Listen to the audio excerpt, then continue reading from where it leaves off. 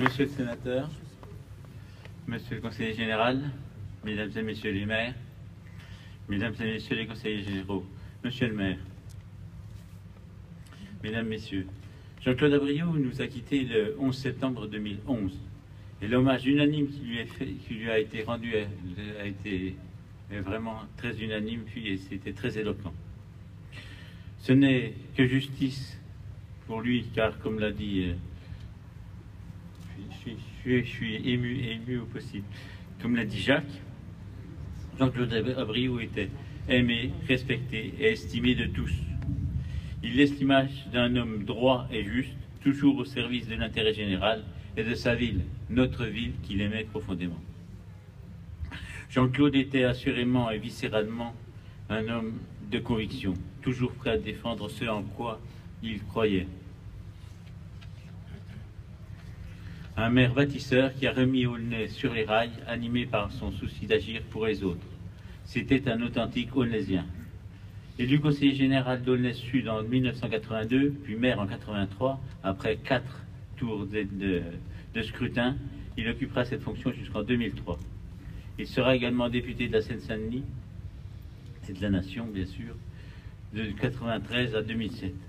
Son combat fut celui de défendre Aulnay et ses habitants qu'il connaissait, pour beaucoup individuellement, et qu'il n'hésitait pas à l'interpeller dans la rue, comme c'était souvent le cas.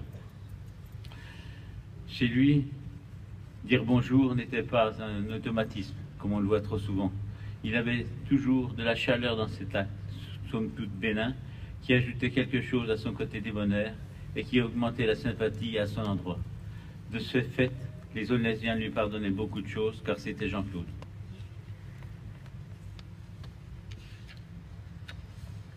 Élu pragmatique, il a incontestablement marqué l'histoire de notre ville en 20 ans de mandat de maire. Il a ainsi contribué à transformer Aulnay en donnant ses directives à ses élus qui n'avaient alors un carnet de route à remplir. Le nombre de réalisations municipales qu'il a impulsées est impressionnant. Des crèches, des équipements culturels, des mairies annexes, des gymnases, comme par exemple le gymnase Maurice Tournier, qui avait pour lui, en tant qu'ancien gymnaste, une saveur toute particulière. Sans oublier bien évidemment celle qu'il a également impulsée en tant que président d'association dans le domaine économique ou dans le domaine du handicap. Le handicap, comme le vient de nous le dire Marc, était pour lui une priorité. Rien n'était trop beau ni trop grand pour les personnes atteintes de handicap. Il était fier d'avoir fait d'Aulnay une des toutes premières villes œuvrant pour le bien-être des handicapés. C'est une anecdote personnelle sur ce sujet. Je crois qu'on a, pour les handicapés, on a absolument tout. On a même une maison de retraite. Alors ce qu'il y avait d'assez marrant, si je puis me permettre l'expression dans ces moments-là, c'est que ça se passait comme ça. Les directeurs avaient une idée, l'idée d'un foyer par exemple. Ils venaient voir Jean-Claude dans son bureau, ils discutaient un quart d'heure et puis Jean-Claude disait « Bon, ben maintenant, tu vas voir Gérard. » Alors, donc, il venait dans mon bureau directement avec un sourire jusque-là. On a vu Jean-Claude. Je savais à ce moment-là que de toute façon, le projet, il était terminé, ça allait au bout. On discutait de tout, mais plus du projet, parce que c'était une évidence qu'à partir du moment où Jean-Claude avait donné son blanc-seing, on était obligé de le faire. Et puis je crois qu'à l'époque, tous nos collègues marchaient à l'unisson sur ce sujet-là. Le handicap, c'était vraiment une de nos causes prioritaires.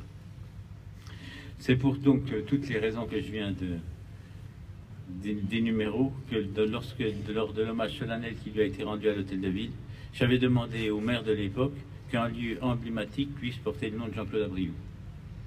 Je pensais naturellement précisément à cette place qui a été pour lui, c'était un objectif de voir cette place dénominée Jean-Claude Abriou, parce que quand on se réunissait là, tous les dimanches matins, dans le petit local qui est encore ici, qui est derrière nous, on finissait souvent nos réunions, ou alors les réunions qu'on avait commencées la veille, on les finissait souvent sur cette place, sur un banc ou debout entre les voitures.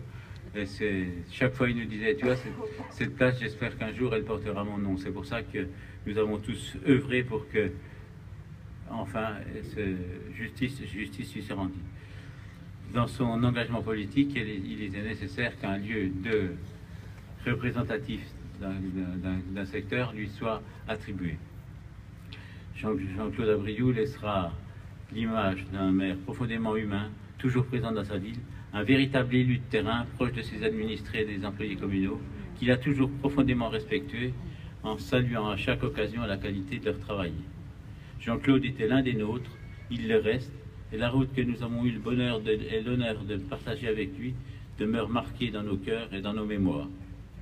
Et cette place, dont nous te remercions, Bruno, d'avoir, monsieur le maire, cher Bruno, d'avoir accédé à cette demande, le rappellera à tous les Onésiens pendant longtemps encore. Je vous remercie.